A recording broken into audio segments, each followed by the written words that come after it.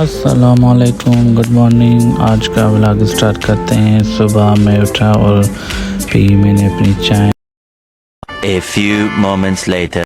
फिर मैं हो गया रेडी और रेडी होकर फिर मैंने किया अपना नाश्ता, क्योंकि जल्दी मुझे ऑफिस पहुंचना था। तो मिलते हैं ऑफिस में। A few moments later. तो करते हैं ऑफिस का काम और हम पहुंच गए ऑफिस। मिलते हैं आपसे थोड़ी देर। तो फिर ऑफिस के बाद मैं आ गया सर्विस वाले के पास, क्योंकि मुझे बाइक सर्विस करवानी थी। काफ़ी टाइम हो गया था तो मैंने सर्विस नहीं करवाई थी बाइक, तो बारिश में भी मट्टी हो गई थी। तो सर्विस हो जाए तो फिर आपको दिखाता हूँ फाइनल इसका लुक। तो फिर बताएं आप कमेंट करके तो कैसी लगी।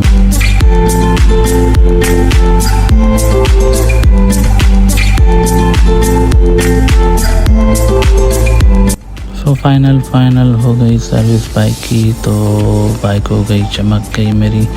और देखें आप भी कैसे लग रही है। तो चलते हैं अब घर, अपने तरफ निकलते हैं।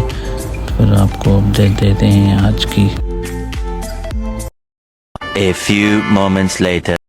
उसके बाद थी मजलिस और मातमी आए हुए थे, तो उनके साथ में चला आया मजलिस पे।